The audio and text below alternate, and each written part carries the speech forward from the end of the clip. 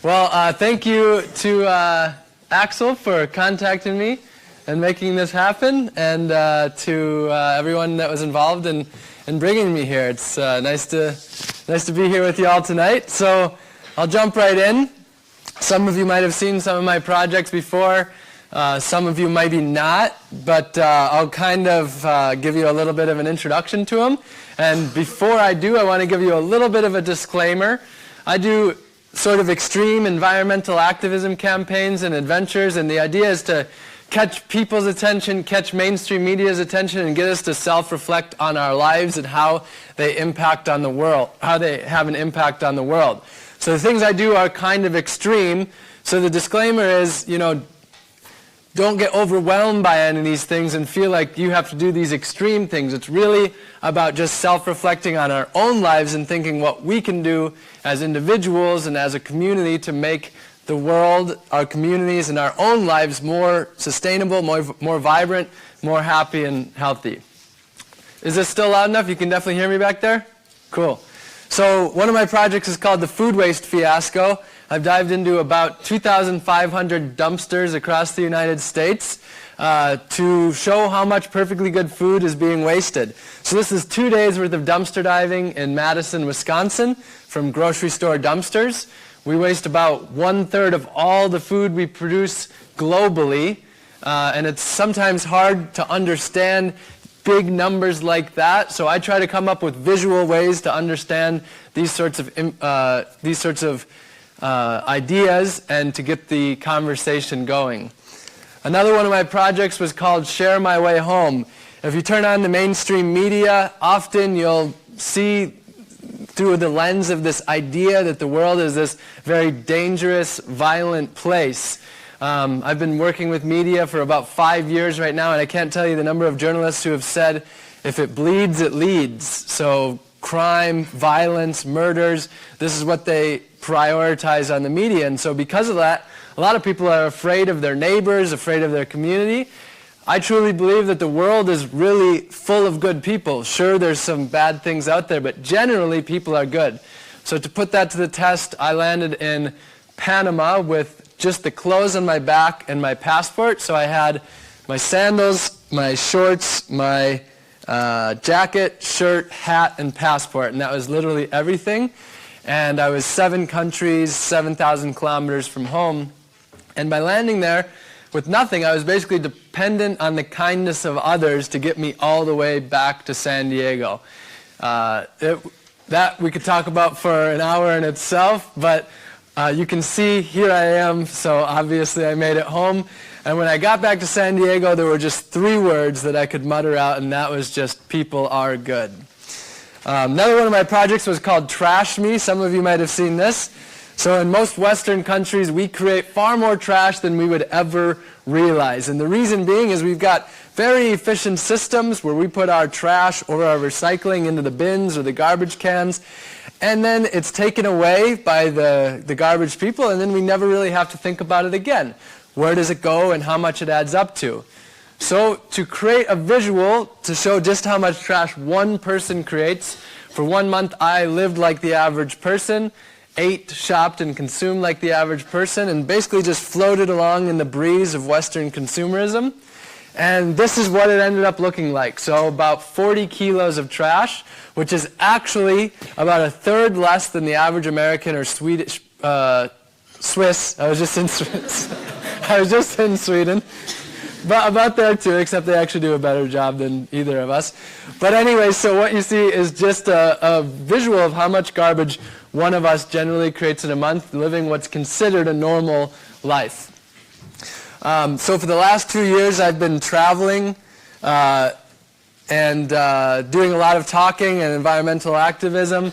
And when I left San Diego 21 months ago, I simplified my life after years of simplifying down to having every single possession that I owned fitting into that backpack that you see there on your left.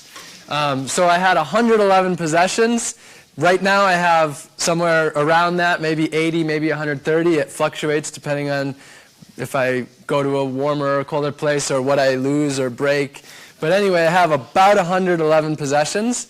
And this is extreme. The average person in countries like this, the United States, has about 20 to 30,000 possessions. And so the idea of some of these things is to create a counterbalance to the extreme way that we do things, because to us, a lot of things that we do seem extremely normal, because it's what we're surrounded by and it's what we see. But when you look at things from a much greater perspective, what you realize is that we actually live very extreme lives compared to the global norm. And so the idea of this is to get us to think about what is actually more of the global norm rather than just what we see. And the same goes with the house that I lived in San Diego. So this house was 50 square feet, so that's about 5 square meters, I think. So it was just not quite wide enough for me to stretch my arms out, and it was about 2.5 meters long, so from about here to the front row. And as you can see, that's pretty extreme how small it was. So as I said, some of these things are quite extreme, but the idea of this evening isn't for you to walk out of here wanting to live in the tiniest house that you can find, or dive into every dumpster in Switzerland, or to wear all of your trash. Although, if any of you decide that that's what you want to do, I will strongly support you in doing it. But it's really just about, again, thinking about what we can do at home, at school, at work, to make our communities more healthy, happy, vibrant, sustainable places, and to really start working on ourselves to live out our belief system, make sure our actions are truly in alignment with our beliefs. So, with that being said, I wasn't always an environmental activist. I wasn't always someone that really cared too much about the environment. So if we rewind about 10 years, I'm 31 now. So if we rewind to my college years, this is me here on your right side. And so I was a fairly typical college student. I may have been a little extreme in the partying area. So I was extremely passionate about partying. Maybe what you picture as like the American, I wasn't in a frat or anything like that, but what you see in the movies, just keg stands and beer bongs, and that was what I was extremely passionate about. So at that time, my goal was to be a millionaire by the time that I was 30 years old. I got a nice shiny car about junior year, and every Sunday I would spend 2 hours making sure that it was spotless. And that was that was my focus. You can see here another normal college night. What you have here is called a duck bong, and a duck bong is like a beer bong, except it's a plastic ornamental lawn duck. You cut a hole in the beak and one of the feet off, and you can fit about 5 beers inside there. Now, I'm not trying to get the duck bong to enter Switzerland, so don't get any ideas here. But this was my passion. Now, I had a part-time job unofficially during college, and that was going to the library and basically inviting every pretty lady over to my keggers on the weekend. And when I wasn't successful with women, I ran into unlucky Christmas trees. So, obviously, these are some fairly incriminating photos. Ones that at first I kind of hid, in the back of the computer for nobody to see. So these could be considered quite embarrassing. But the reason that I'm showing you these is to show where I came from and where I got to show you that I didn't always care about the environment, and I was not an activist, nor did I ever intend to become an activist or anything of that sort. I was living a fairly typical life, and then what happened was, after university, about 2 years later, when I was 23 years old, I started to watch a lot of documentaries, I started to read a lot of books, and I just started to realize that almost everything that I was doing was causing destruction to the world. The thing was, at the time, I actually thought that I was the environmentally friendly one, because after our parties, I was the one who recycled all the beer cans and the beer bottles. I was the responsible one. When my roommate Ricky was brushing his teeth and he left the faucet on, I would yell at Ricky, and we'd get in fights about not wasting water. And every year I'd put in the energy-efficient bulbs into our college house. So I actually, kind of considered myself to be the environmentally friendly person. But then I realized that almost everything that I was doing was actually causing destruction to the world. The food that I was eating that was coming from factory farms and it was coming from the globalized food system being shipped around the world. The gasoline that I was pumping into my car was a part of the routine 10,000 oil spills that happen per year. The trash that I was creating, well, most of it would go to the landfill where it could sit for up to 1,000 or even longer years. We don't know how long it'll sit there.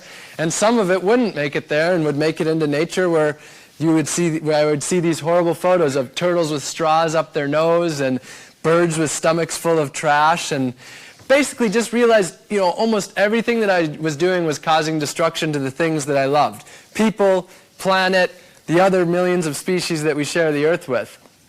So at that point, I've got that blank spot there so you don't have to look at the Christmas tree photo for so long. At that point, I could have felt total doom and gloom. I could have felt totally helpless and totally hopeless, and just thought, what could I possibly do? I'm 1 in 7 billion. Everything is horrible. What can I possibly do?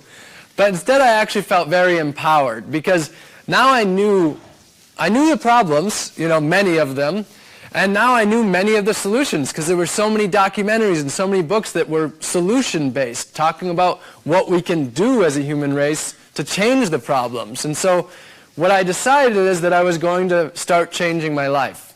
I made a long list of changes that I wanted to make, and I hung it up right in my kitchen where I'd see it every day. And right next to that paper, I taped a pen by a piece of string next to it. And my goal was that I would make one positive change a week and check off one positive change each week, knowing that if I did that every week for 2 years, that over a period of 2 years I'd make over 100 positive changes.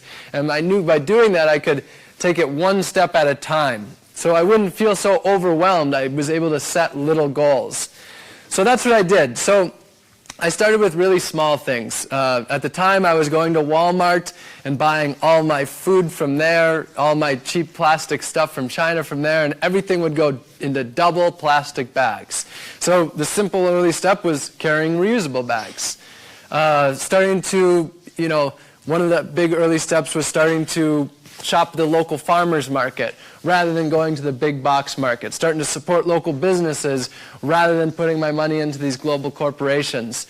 Started to simply ride my bike more. In the past, I would drive to somewhere that was a mile away, or a kilometer and a half away.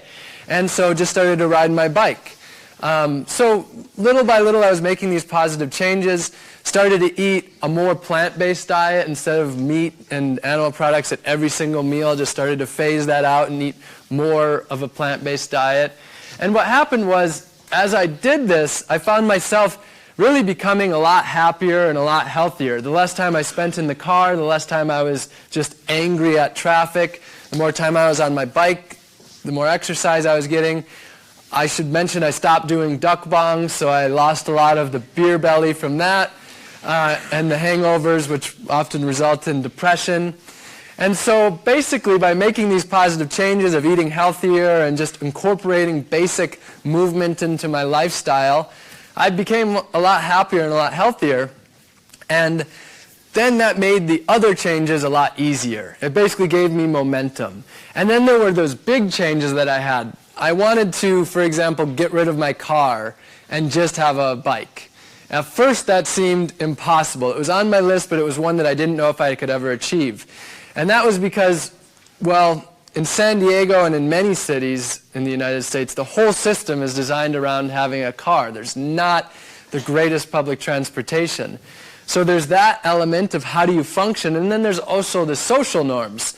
Where I grew up in Wisconsin, if you saw an adult riding a bike, it was not if you saw an adult riding a really nice, multi-$1,000 bike with the fancy, slim bike gear, that was one thing.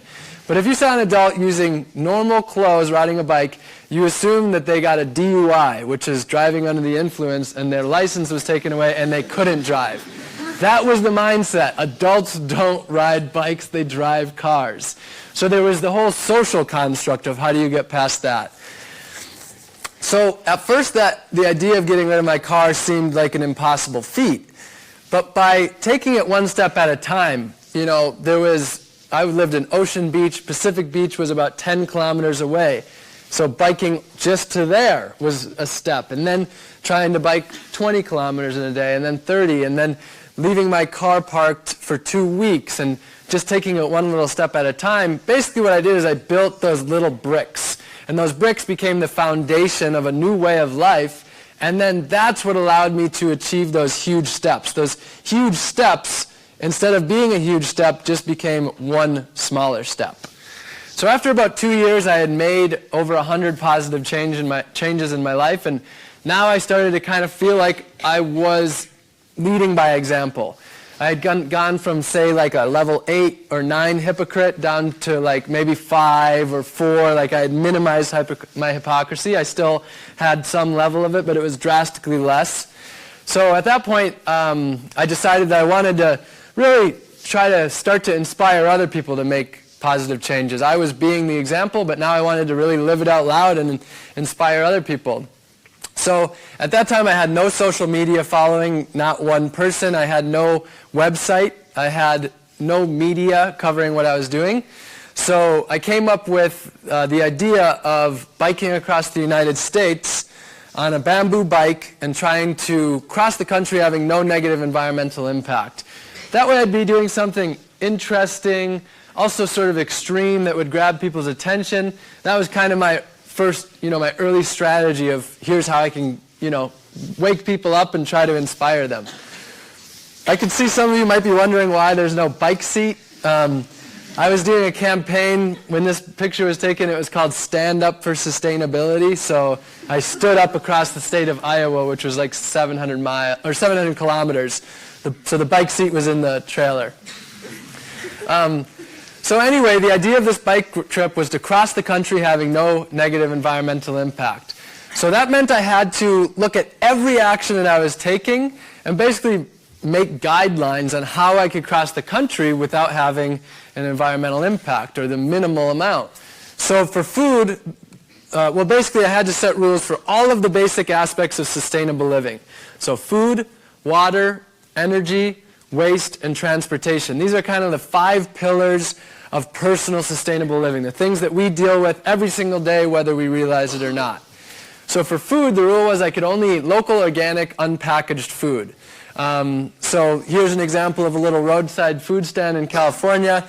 Stopped in and got grapefruits and oranges and eggs, all without packaging. They have their own natural packages on them, the peel. So in California, that was really easy. Because California produces half of the United States food and a fair amount of organic food, it was really easy.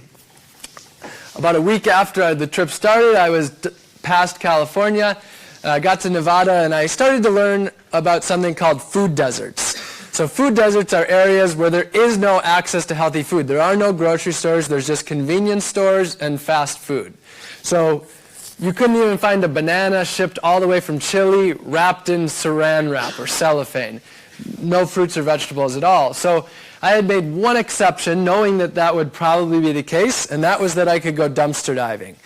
So I'm guessing most of you probably have never eaten food out of the trash, maybe a certain percentage of you. But so most of you, I probably felt like you would feel now. Imagine if tonight you had to go eat out of the dumpster. Might feel a little worried, what would people think of you, the whole social stigma thing. That's how I felt. So the first dumpster that I ever went to, I was pretty timid. I just kind of like snuck around back quietly and then looked inside. And sure enough, the first dumpster that I ever dove into was full of perfectly good food. Now this isn't the first dumpster. This is probably the thousandth dumpster that I dove into. But the first dumpster that I ever dove into had a still frozen half-gallon or 2-liter box of ice cream. And I didn't have a spoon with me that day, but I had my sunglasses, and I just dug right in there in the parking lot. And basically from that point on, I would stop going into the grocery store because I'd go in and I'd say, do you have anything local? organic and unpackaged, and they just look at me like some sort of Martian. I just stopped going into the store, and instead I'd go around back. That summer, about 70% of my diet ended up coming from grocery store dumpsters. This dumpster here this was a dumpster score in Holdridge, Nebraska. In this one dumpster alone, I found enough food to feed about 50 to 100 families for the weekend. Now, I'll get this out of the way. People always ask, did I ever get sick from dumpster diving? No, but I did get sick from eating way too much. 70% of my diet that summer came from dumpsters, and I gained about 5 kilos while biking about 140 kilometers every single day. So I walked away with some very sore stomachs from time to time. Because when you're on a bike, you can only carry so much. And it's hard to control yourself when you get into a Dunkin' Donuts dumpster and there's just a whole bag of donuts. So now, at the time, I didn't really initially come out and start saying where the food was coming from. I did have a camera guy with me because we were producing a documentary, but I didn't say necessarily where the food was coming from, and there was one big reason. There was a girl back in San Diego. We were just friends at the time, but I was very much in love with her. I didn't quite know I was in love with her at the time, but it turns out I was. So we're talking on the phone, and she tells me, whatever you do, don't tell anybody you're dumpster diving. So at first I listened, and if you ever read any of my earliest vlogs from back in 2013, you would read something like, I was biking over the mountain and I found a loaf of bread. And it wouldn't say where the loaf of bread came from, or the fact that the loaf of bread was actually not a loaf of bread, it was this. So there's a second half to that story, and we'll get back to that at the end. For water, the rule was I couldn't use any water from on the grid. So for an entire summer, no turning on a faucet, no using a flush toilet, no taking a shower, using a washing machine. I had to get all of my water directly from the source. So here you can see me purifying water from the Colorado River, had a little hand pump, and that's where all of my water came from for the summer. In that one summer, I used about 640 liters of water, which is what the average American uses in about 2 days, and the average Western European uses in about 4 days. And then so the other way that I would get water when I was in cities and there was no natural body is I would seek out leaky sources of water. So this is a fire hydrant in Brooklyn, or no, that's the Bronx, and whenever I was in the city, that's where I would find water, just dripping faucets and things like that. Now for electricity, for the entire summer, I couldn't use any electricity from on the grid. So 80% of electricity in the United States is generated by dirty fossil fuels. There's some alternative energy, but very minimal. So the idea was I couldn't use any electricity from on the grid. So no plugging into an outlet, no turning on a light switch, putting on a fan when it's 35 degrees Celsius, air conditioning, none of that. And if I wanted to walk into a store and there were only automatic doors, I'd have to wait till someone else walked in and then hop in behind them. And what happened was, by stripping my life back to the basics for that summer, I started to understand in this scenario how deeply electrified my life was and how I was using it at every moment of the day. Now, the idea wasn't to be a hermit for the summer, because the idea was to really affect change. So I had my cell phone and I had my laptop. They were both charged by solar, but I knew that when I logged on to Wi-Fi that I was probably going to be using electricity because it would maybe add a little strain from the router or the modem. So that was kind of my exception. And I was still learning at the time, so there was many things I didn't know. And it wasn't until I got to Boulder, Colorado, about halfway across the country, and I visited a business called Renewable Choice Energy. And their job is to get companies like Facebook and Google to switch their servers over from dirty energy to clean energy, like wind power and solar. So a server is a place that basically makes those websites work. They're these giant warehouses full of huge amounts of computers, and those are what make those websites work. So what I learned while I was there is every time I uploaded a photo to Facebook or a video to YouTube or a blog to my website, all of that stuff had to be stored on a computer. And every time I did something, a server was being used. So every time I put something online, my life was burning a little bit more electricity forever, as long as that was online, for every second, whether I was asleep or awake. But it wasn't until I stripped my life back to the basics that I was able to start to more deeply understand all of my actions. Ultimately, what I've found, people ask me if I have a job, basically my job is understanding a globalized life and the impacts it has through our actions. It's basically a full-time job just to understand, when I do this, what happens when I do this. And because our lives are so complicated and so intricate, it's been, the last 5 years, and I'm still learning just what happens with the most basic daily actions. So for trash, the guideline was that every piece of trash that I created, I had to carry all the way across the country with me. So if I had say a bag of potato chips in Nevada, that meant that bag would have to come all the way to Vermont with me. And so if I created trash like the average person does, I would have had so much that I wouldn't have been able to possibly make it across the country. This forced me to create as little as possible. So in 104 days, I created about 1 kilo of trash, which is what the average person would make by about 1 or 2 in the afternoon on any given day. And then lastly, for transportation, to get across the country, I couldn't use any fossil fuels. I had to bike the entire way. And as you can imagine, I learned a lot that summer, and it really changed my life. They say it takes 21 days to form a habit. Well, 104 days really deeply ingrained this philosophy, this way of life into me. But it was less what I got, young, fit guy, biking across the country. Sure, it's a feat, but, not the biggest deal, really. And the bigger lessons that I got were much more applicable to a much larger number of people. For example, with the bicycle, I met women that were 70 years old that were biking across the United States. They had their husbands driving campers, and then at the end of the night, they'd be able to sleep in a camper, but still biking 70 miles, 130 kilometers a day at the age of 70 across the country. And in the United States, we have an obesity epidemic, but I met people that were 100 kilos overweight that were biking, 3, 4 kilometers to work and back. And I met kids that were 5, 6, 7 years old that were biking a couple of kilometers to school.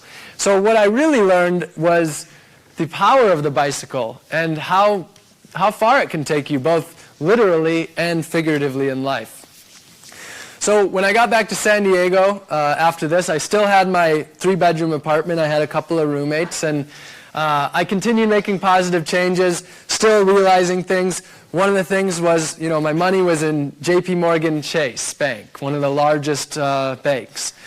And what I learned was that my money sitting there was funding fossil fuel infrastructure projects. And all these projects that are destroying the world, my money was being used to do the exact same things that I was fighting against. So that's when I decided I had to take my money out of the big banks and switch it to a local credit union. The same with my investments, like my mutual funds. They were invested in cigarettes and fossil fuels. So I had to divest my money and take it out of those things. So I continued making positive changes over the next year. One of the sort of challenges, the barriers that I ran into living in my typical apartment was getting back there, if I wanted to turn on the light, I could turn it on, infinite electricity. And with the faucet, with the shower, there was no end to the water. If I could leave it on and come back in a year, and it would still be on. And so because of that seemingly infinite resources, I often found myself wasting. I would leave the oven on and forget and come home 4 hours later and realize that. So after a while, what I did is I decided I wanted to live off the grid in San Diego, and try to do the same thing on the bike ride, but in the city. Set an example of how far you can go and create that conversation, but at the same time, just kind of test the boundaries of my human experience. So I planned to build a tiny house and had kind of drawn up some floor plans, although they wouldn't have made a house because I have no clue what I was doing. But what happened is I went on to Craigslist, and I was going to buy a camper and live in that while building the house.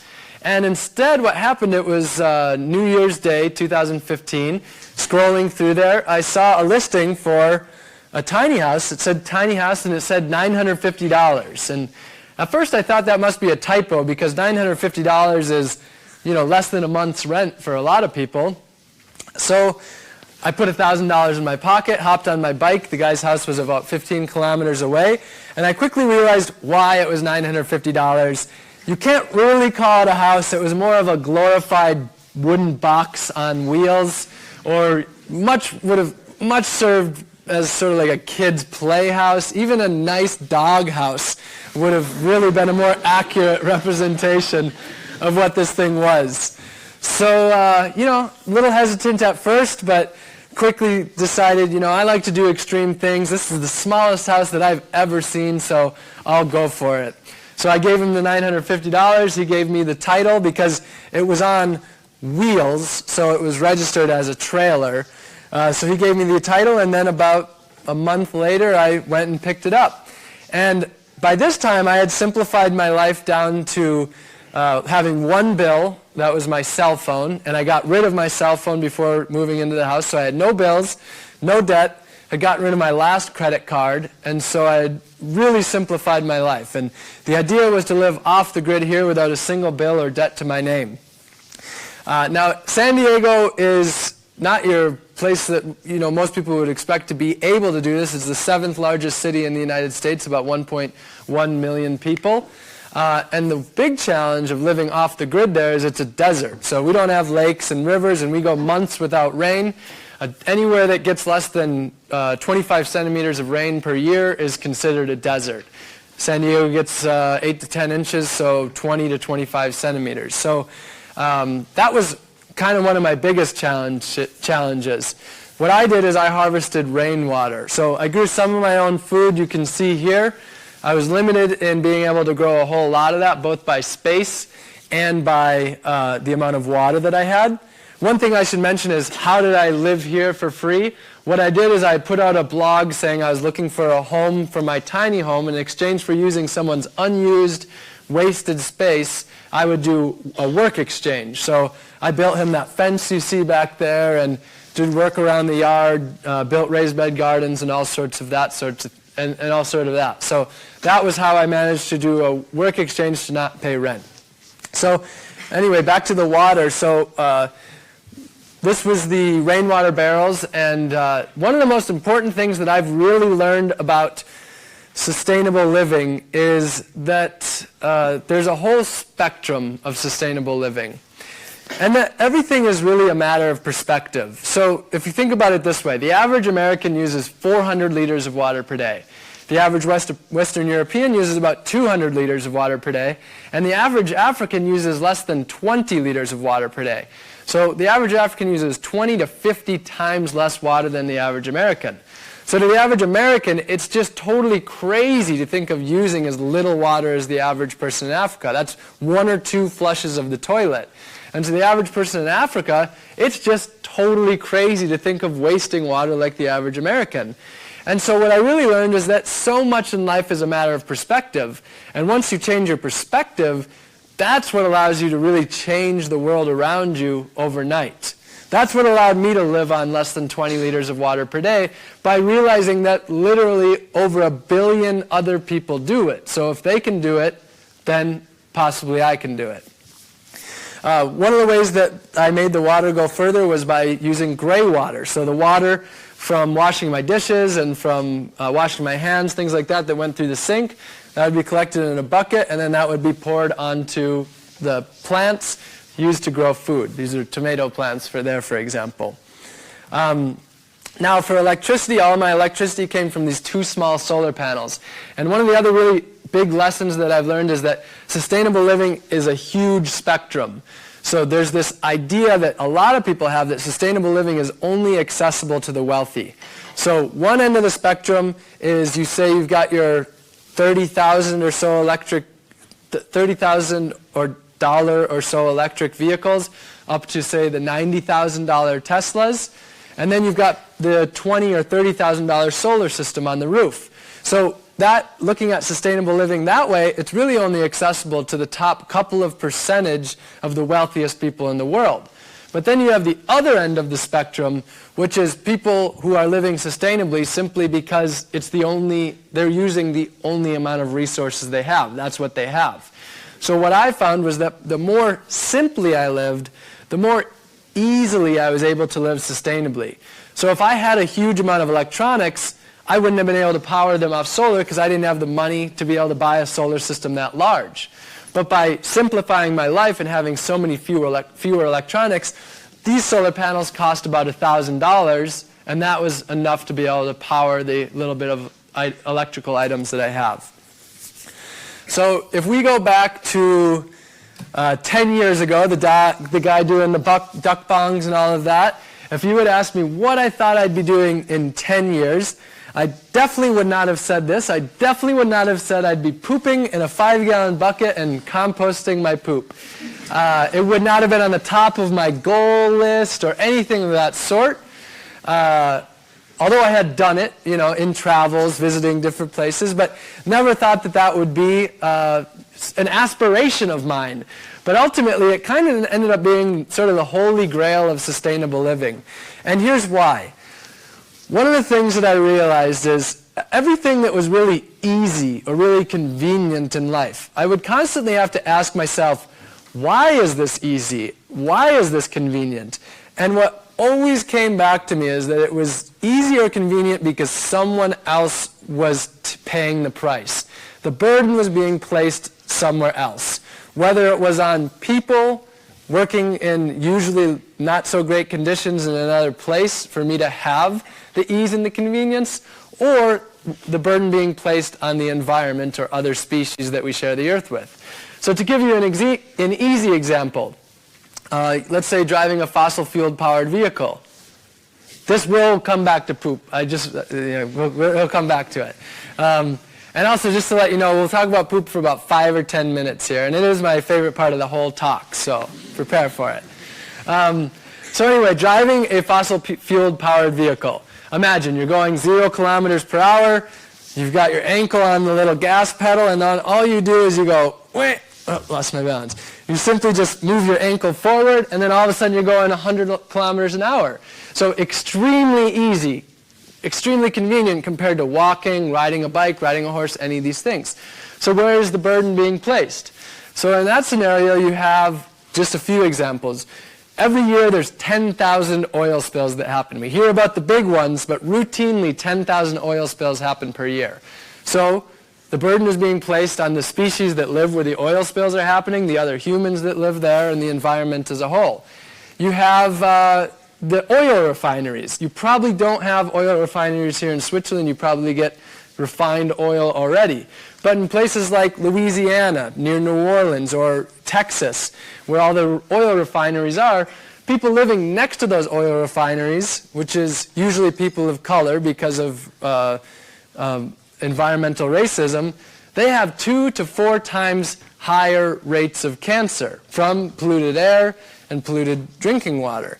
So they're paying the price. So those are just a few examples of where the burden is being placed. So I started to think about the flush toilet. You go poop or pee, you flush that toilet, hit a little lever, it's out of sight, out of mind, you never have to think about it again. So I had to ask, where is the burden being placed? So you have the obvious, the water. One flush of a toilet is what a lot of people have for everything, drinking, cleaning, cooking, everything for a day. Here in Switzerland, there's obviously no shortage of water, so some people would think, well, there's no shortage of water, so why does that really matter? Well, 20% of all electricity used is for pumping water, so you use the electricity. You have all the chemicals used to clean the water, both before it gets to you, it has to be cleaned, and then after it leaves you, it's cleaned again, so you have all the chemicals. In the United States, it's literally billions of taxpayer dollars, so all of that work to deal with cleaning the poop and the pee. So, and then ultimately what you have is a system where we don't hear about it very often, but often our waste makes it into our natural environments and pollutes it. So those are a few examples of where the burden is being placed. So, and then ultimately it's a waste. It's something that someone else has to deal with somewhere else. So I started to think, well, what about the compost toilet? Instead of it being a waste that's shipped somewhere else for someone else to deal with it, I had to deal with it, and sure, it was a little more work, but it would actually turn into a resource that could then be used, compost, to grow food or to nourish the land. And so when I first started to write about this or do videos, this is another social stigma, you know, guy who deals with his own poop, not exactly like the coolest thing on the planet. So again, I worried what people might think, but in my fashion, I put out a video and it was just like, I compost my poop. Just, you know, put it out there completely.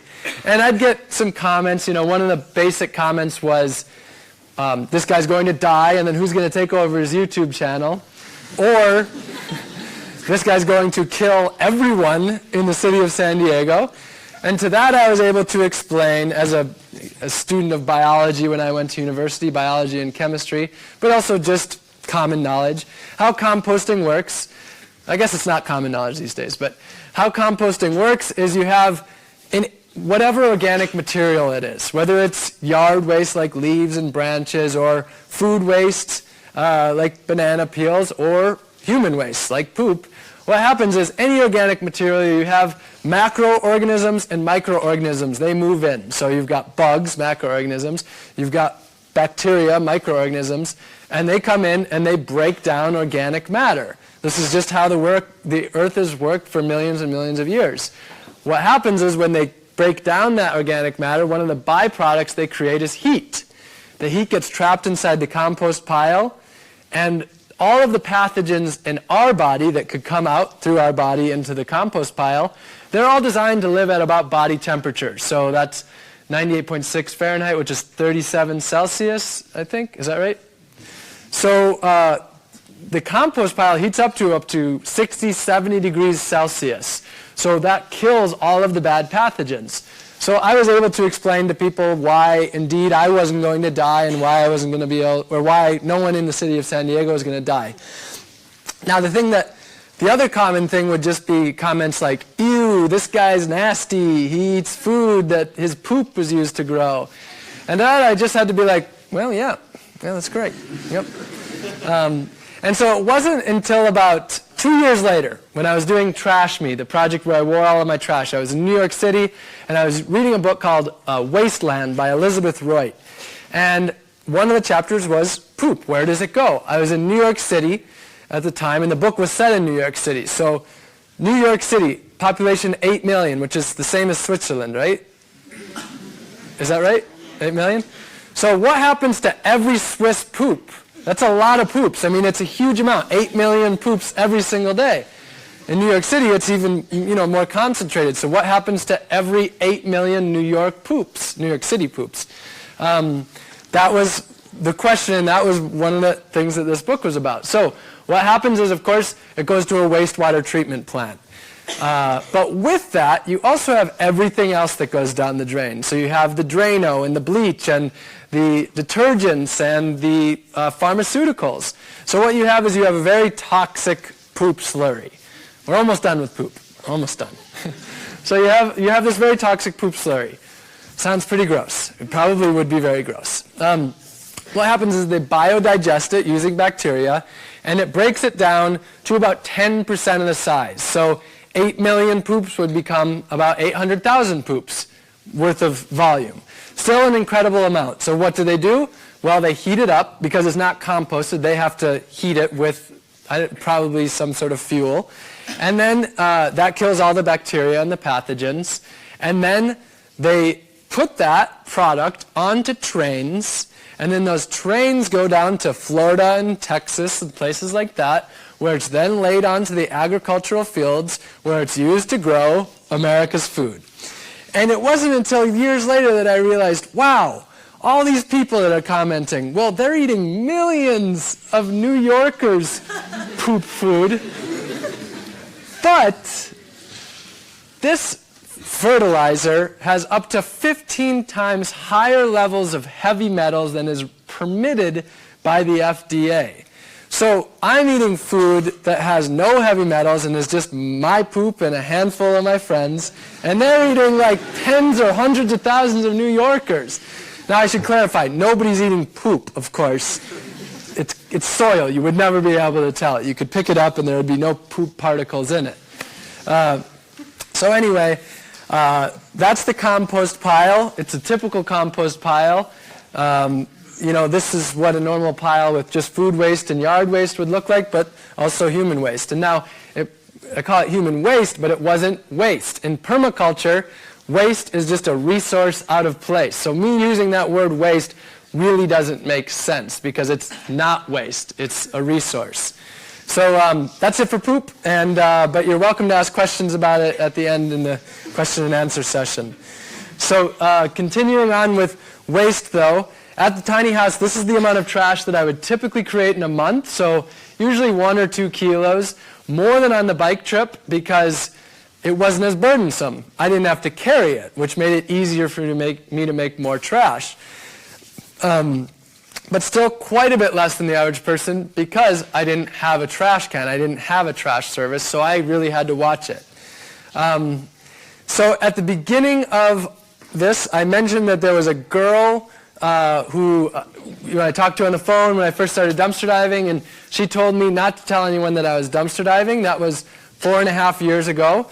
We've now been together for 3 years, and this is us hosting a food waste fiasco together. This is all food from grocery store dumpsters.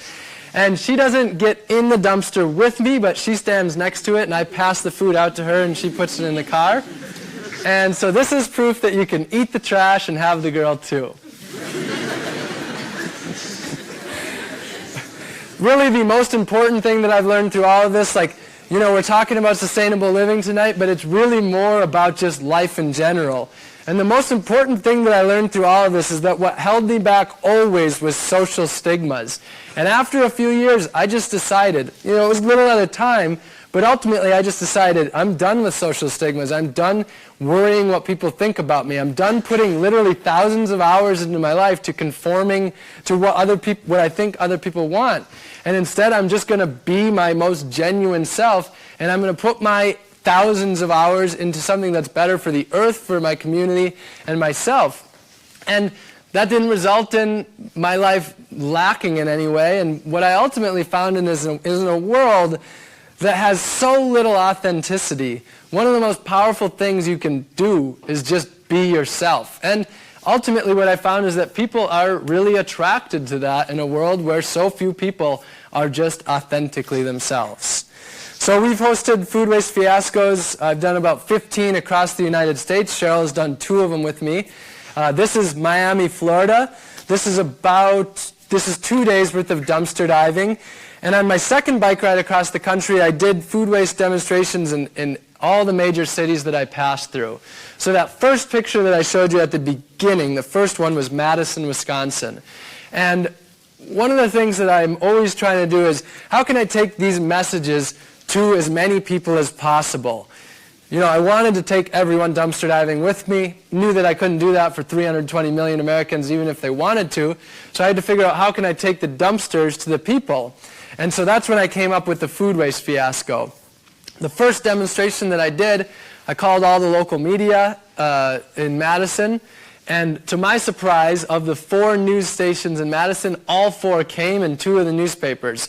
So what I learned was that visuals are really one of the most powerful things. If you're trying to get a message out there, people understand visuals much better, but media at this point, we're a very visual creature. And so if you have visuals, that's what really helps get the media to be able to cover issues. So after seeing how successful it was, I decided to do it in all the cities I passed through.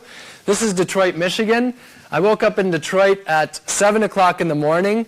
This was the 3rd one that I had done, and I was nervous because USA Today, Detroit Free Press, Discovery Channel, they were all going to be meeting me at 5 o'clock where I promised a lot of food, all from dumpsters. So I had 10 hours to pull off a food waste fiasco. And this is Detroit. Most of you have probably seen Detroit in the media. It's a city with crumbling infrastructure where a lot of people don't even have water or electricity in their homes or their apartments. So would I be able to find food there? I didn't know. 2 volunteers from Facebook picked me up at about 7:15, And we had collected all of this at about 9 o'clock in the morning. So we had to stop because the SUV was filled to the brim, and we had the rest of the day to basically relax until 5 o'clock. The next stop was Cleveland, Ohio. This is 7 hours worth of dumpster diving on about a 30 degrees Celsius day. So this is just the good stuff that we managed to pull out, because on a 30 degrees Celsius day, as you can imagine, a lot of stuff spoils. And this is about 10% of the food that we actually found, just the good stuff that we could pull out. This is Lancaster, Pennsylvania. So Lancaster is more rural United States. This was the first rural area that I did a food waste fiasco. This is 2 cars with a couple of people in each, and 4 hours for each car, so 8 hours worth of dumpster diving. This is Philadelphia. You can see the perimeter of this is bottled water. Bottled water is thrown away when you have a 24-pack and one springs a leak. So they throw away the other 23 because they don't sell 24 packs. They don't sell 23 packs. They sell 24 packs. So the food is thrown away because there's 3 main reasons. One is because of suggested sell-by date. So the food is either near the sell-by date or at the sell-by date. What's so important to know is that everyone here knows the definition of suggestion. A suggested sell-by date is merely a suggestion. So grocery stores aren't required to throw the food away after those dates.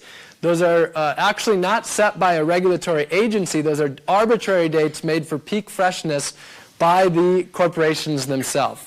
The other reason is because of aesthetics. So it's not the perfect looking food. Bananas, apples, all of these things are wasted because they're either not the right shape, color, or size. And then another one is overstocking.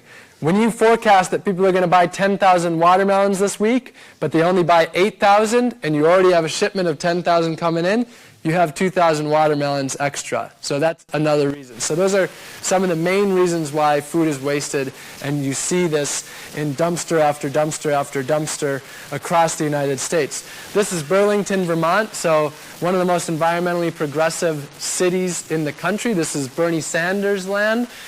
So there I thought, will I be able to do a food waste fiasco there? The good news about this is that all of the food in the center, not that packaged food, but in the center, all was in compost bins, so it wasn't going to the landfill. The bad news is that when you compost a perfectly good apple, let's say, composting an apple core or a banana peel, perfect. But when you compost a perfectly good apple, you only recover less than 1% of all the resources that went into creating that apple in the first place. So that's like me giving you $1, asking for it back, and you give me a penny. That's the amount of resources that are recovered. Because when you waste food, you waste all of the fossil fuels that went into producing it, all of the water, all of the pesticides, the herbicides, the fungicides, all of the fertilizer. That's usually nitrogen, which is mined from other places around the world and shipped. You waste all of the land. We waste 1/3 of our food globally, which means we are wasting 1/3 of our land that is in food production. You waste all of the human life. So on these farms where people are making $5 an hour to spray pesticides, usually Mexicans in the United States, making $5 an hour to spray pesticides, they often have 2 times higher rates of cancer. So all of that cancer, half of that for absolutely nothing. So that's what you waste when you waste perfectly good food. This is San Diego, California. And so lastly, the last project that I did, this was about one of the last projects. This was about a year ago. This is just what the average person creates, kind of floating along in the breeze of Western consumerism. Now, I've always believed that our actions really matter as individuals. Even before I was into this sort of stuff, I always believed that what I do matters. But it wasn't until the last day of this project that I felt it stronger than ever before. Because I was sitting in Union Square Park just covered in trash after 30 days, exhausted, covered in trash. And I started to think, this is how much trash one person creates in a month. Now imagine a year. It'd be more than you could even possibly move. Now imagine 10 years. And now imagine a lifetime. In one lifetime, you can create enough trash to leave behind a small mountain for future generations, or no mountain of trash at all. Which to me is proof that our actions really do matter and really do add up. And that's just one area of our lives. If you multiply it over everything, you can see how much of an impact we can have, for better or for worse. So my hopes is that tonight you don't feel, overwhelmed walking out of here, any form of doom and gloom, but instead you feel inspired. Maybe there's one thing that caught your eye tonight, maybe one action that you can take to make your community a more happy, healthy, sustainable life, to take back some of the power that the corporations have and put it into your own hands. So one thing that you can do to live a life that you want, that's better for the environment, better for the earth, better for our communities. And then my hopes would be that you would maybe write that down on a piece of paper, take that home, hang it up somewhere where you'll see it every day, and then make that change. And then when you've made that change, make another one. And then when you've made that one, another one, and another one, and another one, until you become the change that you wish to see in the world. So thank you all for being here. It's been wonderful spending time with you. And we have time for questions. So anyone have any questions?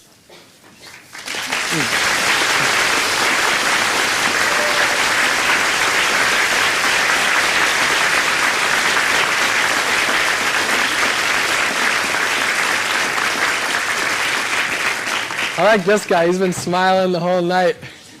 Yeah, you.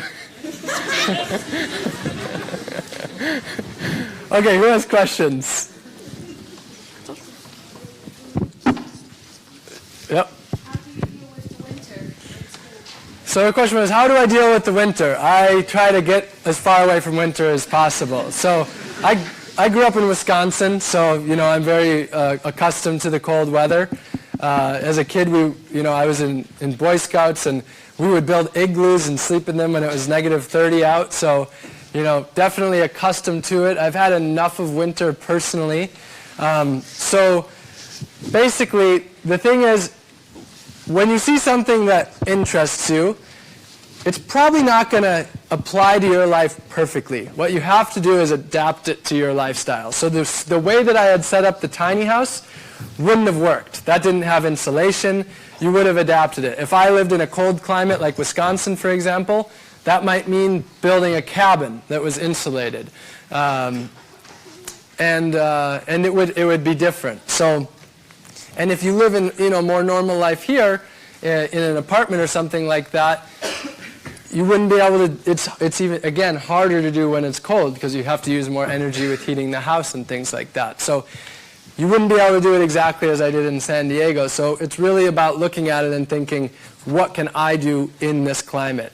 Now, there is a guy, Mark Boyle, his nickname is the Moneyless Man, and he did this in the UK. Well, he did a project where he lived without money for a year, completely off the grid, fairly cold environment, not as cold as this. And his book is The Moneyless Man, and then also The Moneyless Manifesto. And those would be books that I would really recommend that have tons of tips in a colder climate. And there are lots of people out there that have information on that. How were your encounters with the police? How are my encounters with the police? So I've had a handful of encounters with the police. And so one thing that I want to acknowledge is, as a young, white male in the United States, I have a whole level of privilege that most people around the world don't.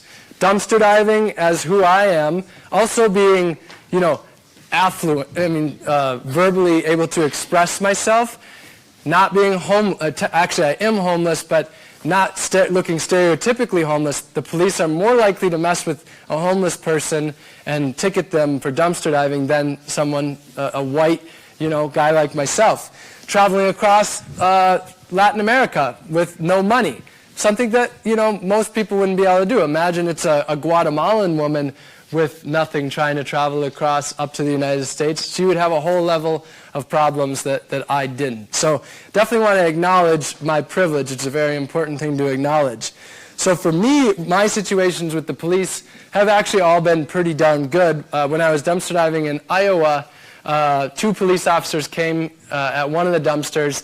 They talked to him for about a half hour, and they went inside, talked to the manager who had called, And they didn't end up, we spoke. They made me put the food back in the dumpster, which, well, what happened was they made me put it all back, and then I could see they were nice guys, so I was like, can I keep these bananas? And they said yes, so I put them in my bag, and then I was like, can I keep these cherries? And they were like, yeah. So then I just started putting it in, and they were like, just make sure you look like you put it back.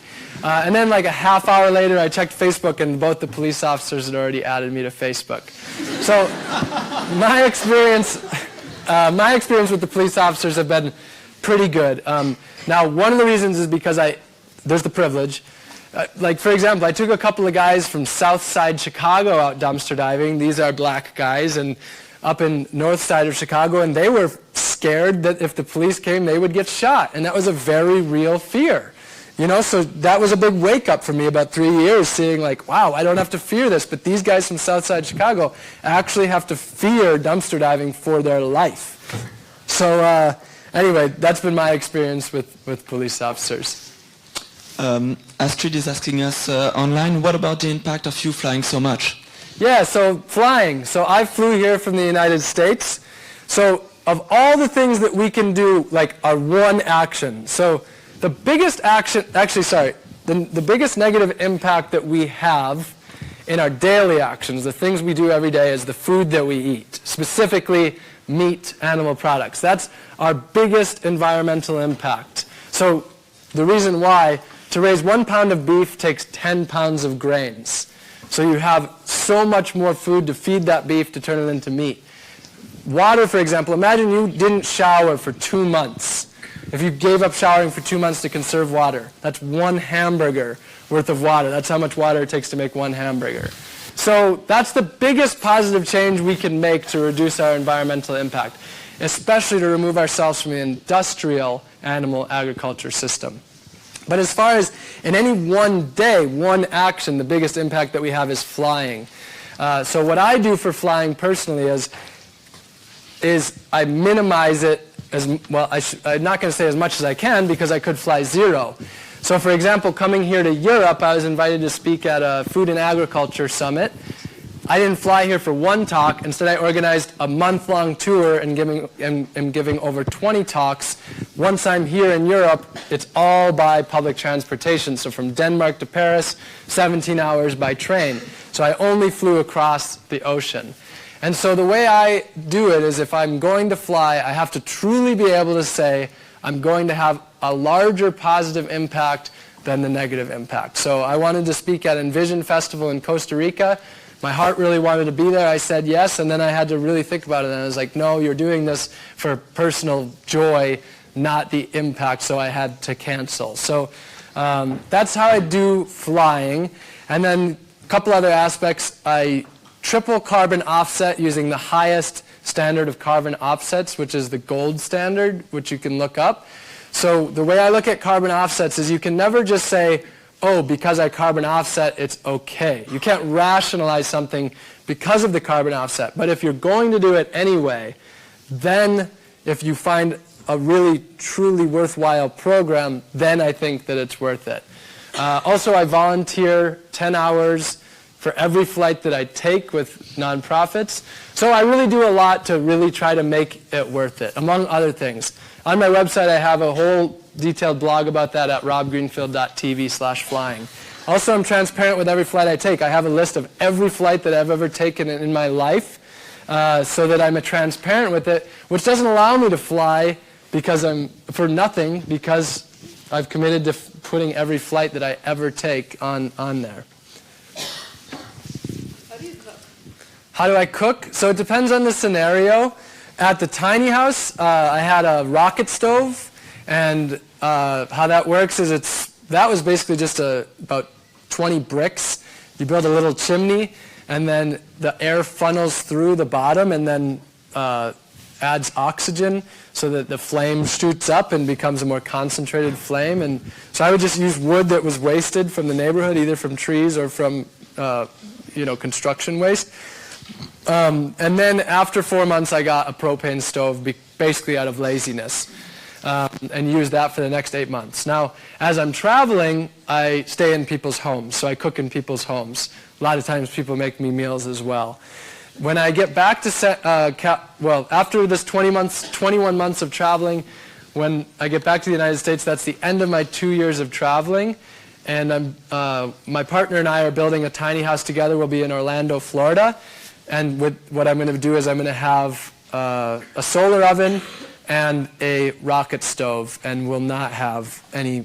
So this time it's a 2-year project, and I will be doing that. So I'm really looking forward to that. It's one of the balances. You know, with traveling, I'm not able to do everything that I would perfectly like to. And one of the really important things is that none of us are ever going to be able to be perfect. And a lot of people really beat themselves down because they feel like, you know, they're not doing enough, or they feel like if I can't be perfect, why do anything? The way I look at it is doing a really good job or a good job is a lot better than nothing. And so I don't beat myself up. I just try to do a pretty good job most of the time. But if I do something like, you know, eat something that I shouldn't or things like that, I don't beat myself up as long as I'm not like binge destroying, you know? So. There's another one. How do you pay your bills? Because, I mean, you have insurance, you have certain things you can't just say, oh no, I don't have electricity, right? So this question is, how do I pay my bills? Well, I have 0 bills. I've simplified my life down to having absolutely 0 bills. So when I lived at the tiny house, off the grid, I created my own electricity and I drank rainwater. Have no cell phone, I just use Wi-Fi when I go to cafes and things like that. And then as I'm traveling, no bills as well. Now, there's a couple aspects to that. The one thing is, by simplifying my life down to having so little, I've been able to largely demonetize my life. The other aspect is that the idea of what I'm doing is to try to create as much community as possible. Because I live in the service of others to a large extent, others are so much more willing to help myself. So tonight, a couple of people here from the or from Unipoly are hosting me here and made me a nice dinner because I'm here doing this without paying or without being paid. So it's really about creating a community. All of us here have skills. So it's about how can we use our skills to help each other. So the money that I do make is from public speaking. I set a personal income cap every year. First it was $15,000. Then I found that I didn't need that much. I switched it to $5,000 this year. That's what I earned from public speaking. And then the rest goes to nonprofits. And then I found that to be too little. It's been some struggles this year. I have $600 right now, and that'll get me through the rest of the year for sure. Next year it'll be more like 10,000. So it's really about simplifying my life and then also building community where we help each other, because so many of the things we do we think we need money for, but the more we can actually put our energy into helping each other, the more we would see that we don't need money for everything. Yes, sir. Over here. Right. I was wondering, how do you see the big picture? What's your vision? Because, I mean, dumpster diving is not the end solution. Like, if everyone is doing it like you, that wouldn't work anymore. Yeah. So you say you either go like everyone should go off-grid, or you say no, technology or whatever. Well, so, yeah, what do I see for the big picture? Well, you know, very complex thing. One of the really important things that I've learned is there is no such thing as a black and white issue. Everything is gray. So I don't have like this ideal, perfect world. My goal is to try to bring back common sense.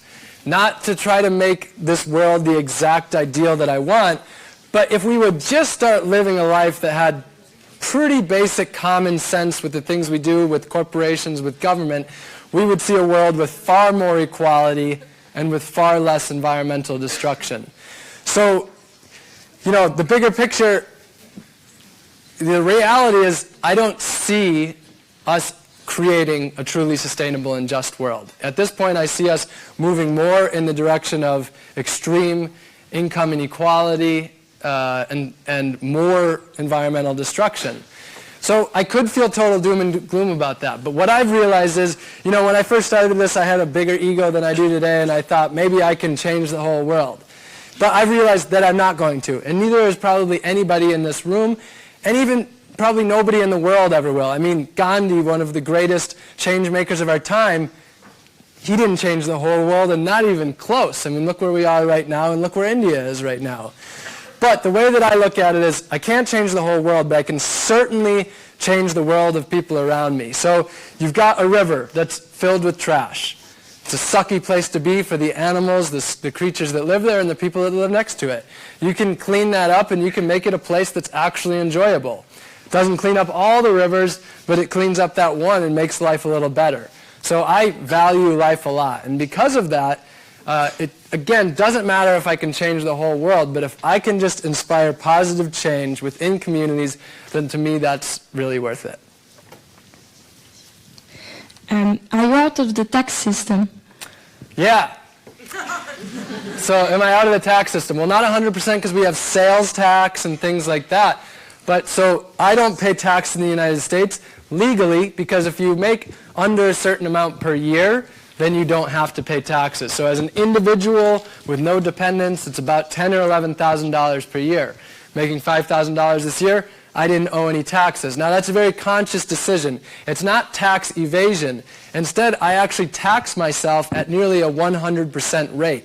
So 100% of my media, my TV show on Discovery Channel, they paid $30,000 for that. My book, it's written right into my contract that 100% of that goes directly to environmental nonprofits. So basically, I take 100% and give it directly to nonprofits. So in the United States, the estimates are between 25 and 50% of all money goes to war. Am I going to put my money into war? No, that's what I decided a few years back. Instead, I created my own personal new form of tax, and that's that I take the money and I put it to things that are well underfunded, that should be more funded, and put 100% of the money into that things that really, truly benefit the masses and benefit society and don't destroy it. And one more thing, you said you had good relation to the police, but is dumpster diving legal where you did it? So, is dumpster diving legal? In most places in the United States and in most places around the world, dumpster diving is legal. Well, it's not illegal. What they can do is they can charge you for trespassing in most places, and people have been charged with that before. Now, what I did is I created the Dumpster Divers Defense Fund, and anybody in the United States that ever gets arrested or ticketed for dumpster diving will have all costs taken care of and getting out of jail if they do go to jail. So if I get arrested, it's going to be one of the best days of my activism career. I'm going to raise hell. It's going to be awesome. But I have had, since I created that 3 years ago, 2 guys got arrested together in Pennsylvania. They had seen my blog before. As soon as they got out of jail, they were just there for a couple hours being booked, contacted me. Next day I contacted them, went to Pennsylvania where they were. I happened to be in New York City at the time, so it worked out great. Through public pressure, they had been charged with trespassing and loitering and prowling at night, which is just ridiculous. We got all charges dropped, we got national media coverage, and we raised $2,500, which didn't have to be spent on them, which became the Dumpster Divers Defense Fund. So that's the situation with dumpster diving. Yeah. And that applies to anyone in this room. Not everyone in Switzerland, because the laws are difficult here, but if you get arrested or ticketed for dumpster diving, you are covered by the Dumpster Divers Defense Fund. Yeah, hi. You said that you had like a slow change, like over 2 years you made some changes every week, but before that you were watching documentaries and also reading books about environment. So did you have like a click to just go from partying to watching documentaries, because that change is kind of brutal? Yeah.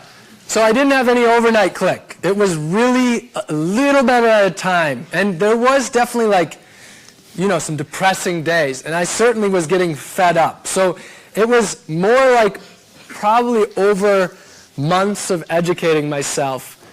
And there was no moment of enlightenment, no near-death experience. It was just educating myself.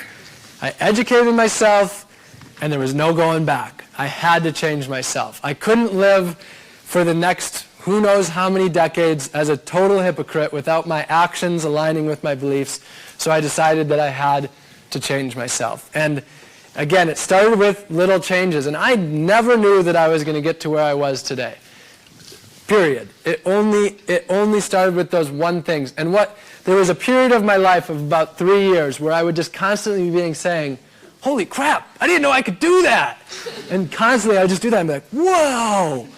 And I would get rid of things, and I would just be like, I'm still here. You know, I still exist. It is possible. So it was really just about continuously breaking boundaries. And literally, you know, the freedom that I feel today, never would have known, just little bits at a time. Okay, and I just have another question. It's about now. And with all your activism and living that way, how's your family life? Like with your wife, if she's also as activist as you, or... Yeah. So how's the family life? Well, she's my girlfriend. We've been together for 3 years. We are pretty madly in love, it's safe to say, and we get along extremely well. We're kind of just like really lucky or fortunate to have found each other. She, as you know, she's an acupuncturist and massage therapist. She practices traditional Chinese medicine. That's what she went to school for. So she actually was one of my earliest inspirations. We met in 2011, 3 years of friends before we were ever together, and she was one of the first people that got me to think about, you know, what was I putting on my body, all these unnatural ingredients, and she was one of the people that got me to start thinking about what I was putting into my food. So she really was one of my early inspirations, and then I kind of like skyrocketed past her as far as like I started making way more changes than her. And then her dream was always to travel. She's 5 years older than me. She's 35 and I'm 31. She lived in New York City till she was like 29-ish and never really got to see the world. Had a boyfriend of like 9 years and really wasn't following her dream. Was working in fashion she told me she worked in a building and she had an office that literally had no window. She commuted an hour and a half back and forth from Long Island to New York City. So, you know, she had some pretty dark days. But her dream was always to travel, but she thought she needed a lot of money to do it.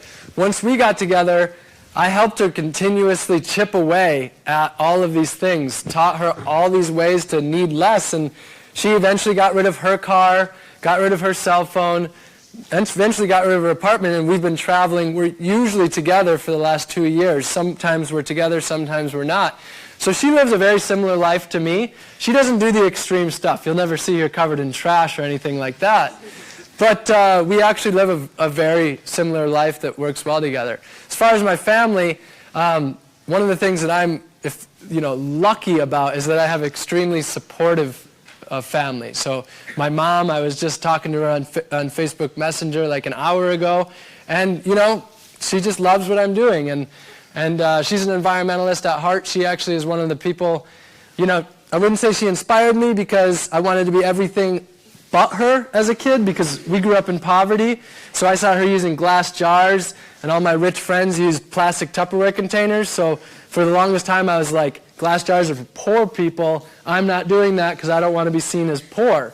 That was the reason I wanted to be a millionaire, because I wanted to be normal and fit in and not be like my mom. But ultimately I give her so much thanks because she taught me a lot of this stuff as a kid, and although I fought it and left it, she did build that foundation that ultimately I think is part of what brought me back to it. So I think one of the most amazing things that family can do is just let you be yourself. And the Greenfields, that's one thing we do. We just let each other be each other. So what are your future plans once you've done with the rubbish and everything? You know, you've done that already. Do you have any other plans? So what are my future plans? So in the 2-year timeline, I'm getting to Orlando in 2 weeks, and Cheryl and I are going to live there for at least 2 years, or about 2 years. Our next project is we're going to build a tiny house made out of almost 100% wasted materials. My budget's going to be under $3,000 to build the house that we'll live in together. And then my next big project is for 1 year I'm going to grow, forage, or hunt 100% of my food. salt, I'll go out to the ocean and harvest it and boil it down. No grocery shopping, no restaurants, no dumpster diving. If I go to a party, I can't even have a cup of tea for an entire year. So everything that I eat. And so that'll be, major exploration of that. That's kind of the 2-year project. And then within 5 years, my plan is to start a Simple Living Institute where I'll live and other people can live. And it'll be a place where you can come and learn all these things, whether you live in the United States or around the world. So in the long term, and that will be set up as probably a land trust of sorts, so I won't own the land, nobody will own the land. And I hope to have that probably for most of my life, a place where people can really come and learn all of this stuff and be a part of it. And another question, do you have followers, not only in America, but in Europe, in other countries? Yeah, the question was, do I have people who follow me in other countries than the United States? Social media-wise, it's 70% the United States that go through my website and stuff like that. But the funny thing is, like coming to Europe, definitely more people seem to know me here than in the United States. So the United States is a little bit of a tougher place to get, people to care. Although we have millions of people who care about the environment, there's it's a little bit more challenging because there's a much larger number of people that really absolutely don't care at all. Yeah. Hello. What do you do when you need a hospital or when you need health care? Yeah, so what do I do when I need a hospital or health care? So, important to point out, young guy. So it's different for me than being a 70-year-old. I have to, acknowledge that. That is the situation I am. I am a young guy. I can't make myself 70 years old, though. Right now, I have to be who I am. But for me personally, in my situation, since I started this lifestyle, I've become much healthier. So I practice preventative health care. So 75% plus of all doctor visits come down to the food you're eating, whether you're getting exercise, and stress and anxiety. So with some very basic things, I can reduce most any doctor visit. And practicing more traditional medicines. Now, that's basically my health care. Instead of spending all my money on health care, I buy quality food and design a life that doesn't need health care. So that's been the situation. I don't get sick, really. I haven't for the last 5 or 6 years. I have the occasional, flu or something like that. I'm going to get to what you're probably wondering. So now what happens in an emergency? So what happens in an emergency? So in the United States, we don't have a really great system. The reality is because I live a life that, according to the government, I'm in poverty, I would actually receive free health care if I wanted to. Now, I don't accept it because I'm not paying into the health care system. So I wouldn't, in the way that it is today, I wouldn't feel right. Now, I believe that you should never be able to profit off of somebody's health, and that we all deserve, in an advanced society, it's one thing if we were cavemen, but this is our advanced societies we live in, we should be looking after health. It should be not something that we have to pay for. That's not the reality in the United States. So if I was to get health insurance, one of the big problems is that if you get, let's say, into a car accident and you have a $500,000 bill, well, the problem is you still might walk out of there with a $250,000 bill because of the way it's set up. So even if I had health insurance, the idea is that it's supposed to help you in a catastrophe, but whether you're $250,000 or $500,000 in debt, what's the difference? You're going to die in debt anyway. Now, with smaller things like, let's say I broke my arm, that might be, say, $5,000. That means that if I break my arm, then I'll get a job of some sort, and then I'll work it off and pay it off. So a lot of scenarios, even without health insurance, I could do that. Then there's other things. I've practiced emergency preparedness. I've gone through 7 years in Scouts and learned a lot of that. In the last few years, I've cut myself open and sewed myself up 3 times with stitches. So that probably would have been thousands of dollars. Most people would have gone right to the health emergency. I know now what to do if I lose a finger, which I feel like is going to happen for some reason. I just feel like I'm going to lose a finger. But I truly believe if I lose this finger or any of these, that I can deal with that without a hospital. Maybe I'll go to the hospital and pay the money, maybe I won't. So it's kind of a multifaceted thing. If you want to read more about that, my website's at robgreenfield.tv/health insurance. I write a lot more about that. And a lot of these concepts I have written, decent, lengthy articles about these things. So if you go to my website and click the search bar and type in keywords like health insurance or things like that, there's a good chance I've written about it. And then I should mention on social media, you just type in my name on YouTube, Facebook, Instagram, or Twitter. Those are the ones that I use. And I have lots of, the same things that we're talking about tonight. A lot of that is in those things. Do we have time for more questions? That's the last one. All right, cool.